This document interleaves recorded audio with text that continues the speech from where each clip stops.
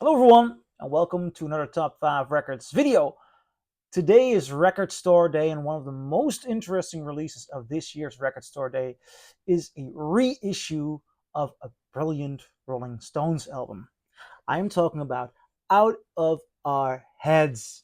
Now, why is this such an interesting release?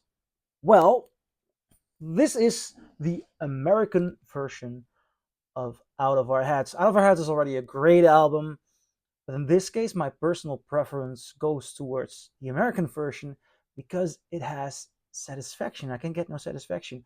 And that is one of those songs that you just really want to have on vinyl in your collection. Also, to get a good sounding copy of this is not per se easy. Um, a lot of record hunters like me went for or tried to find, because it's not that really not easy to find, this pressing. This is an original pressing, and it's a British pressing. How come? Because this is the version for the American market. Well, this one was pressed in UK and shipped over to America. And among most collectors, the UK export version has been one of those, well, holy grail, maybe too big of a word, but one of those go-to copies. You want to experience it on the UK mastering going to the United States, because the United States, they didn't always do the best mastering jobs there. And you want the country of origin, but if you go for the full country of origin pressing here, you miss out on satisfaction. Now, there is another very big contender here for interesting pressing, because in 2016 they used the original mono masters for this one. This is the Out of Our Heads from the 2016 mono box set. And this is a praised box set. It has gotten a reissue about 2 years ago, but that one was on colored vinyl. The pressing quality is somewhat different, and I haven't listened to that reissue of it, but the reviews that I read said the other one, the 2016 one, is actually better, though they use the same stampers. Now, the announcement that we would get a brand new remastering of that album made me very excited. And although this was a rather expensive piece of vinyl, 45 euros, I think that's a lot of money for a standalone album, I just was very thrilled. I bought it, and my first shock came when I got back home, because I read the backside of it, and the copyright says 2025. Well, okay, this is 2025 pressing, and then it says 2016. And I thought, oh my god, I haven't bought the exact same mastering, have I? Because then I've bought a double. Now, luckily, the 2016 does not refer to the mastering here, because the 2016 mono one was mastered at Gateway Mastering. It was remastered by Bob Ludwig, brilliant Bob Ludwig, and the lacquer cut was cut by Alex Wharton and Sean McGee. Now, this one has a complete different process, and the promise on the website, that is very much true, because this one is pressed or mastered by Kyle Rawati at True Tone Mastering. So, nevertheless, both were made and pressed actually in the Czech Republic, same factory, or at least I assume the same factory. I'm not sure if there are several pressing plants there. Now, what they did else on this is, well, you have obviously how do you say this? This is an inlay, um, and it has an litho. I was very curious about the litho. I'll show you here. This is the litho, and it's pretty thin. It's not the way you normally expect a litho to be. There is some texture difference here. You can touch the APCO logo. Bit of a letdown there, honestly, because if you announce a litho, I'd expect thicker cardboard or something like that. Now, the vinyl itself is pressed on clear vinyl with the label, the London label. But what does it sound like? And I want to use the opportunity here to make a full comparison video. I showed you the record. Um, Basically, do these three different pressings sound like? I'll start off with the original one. The first UK export, so pressed in the UK, but pressed for the American market. I love it. Really, I love it. It has great clarity. It has a beautiful bass. The detail on the high on the drums is very, very good. I like the texture and the detail on Mick Jagger's voice a lot. It brings so much to this record, to the energy. It has a beautiful, deep mono sound. There's this very nice, sharp, perhaps a little bit harsh, but a nice harshness on the guitar. Keith Richards really knew what he was after. I have the idea that he is very much inspired by the sound of Howlin' Wolf, and he has this haunting quality in the guitar. I love the way the guitar sounds on this one. There is some distortion now and then on the vocals, especially on Mick Jagger, but when there are some harmonies, you can also hear distortion.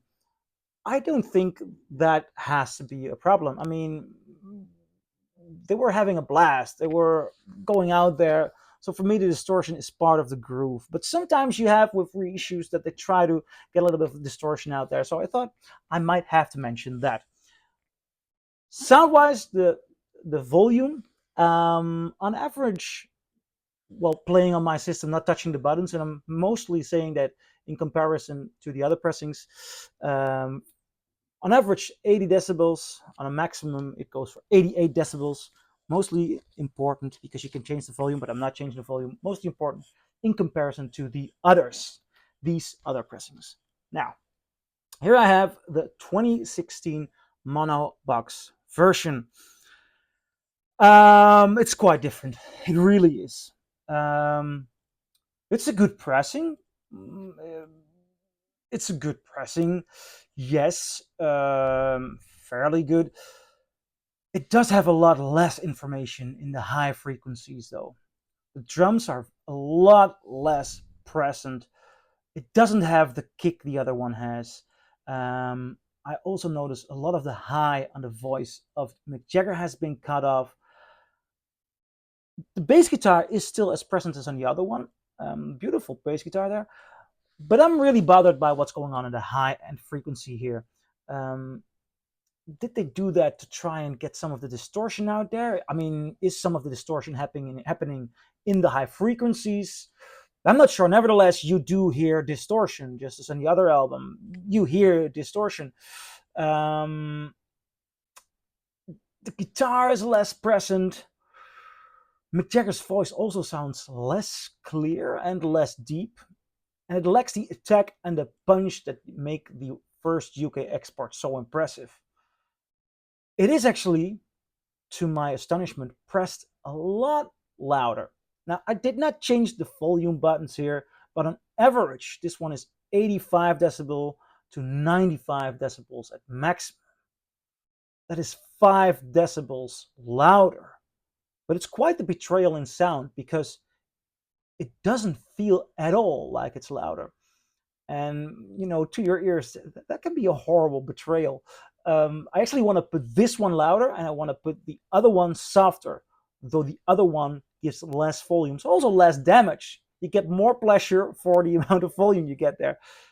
Overall, I wouldn't say, again, I wouldn't say this is a bad pressing. I can't say this is one to avoid, but it really lacks the detail the original has.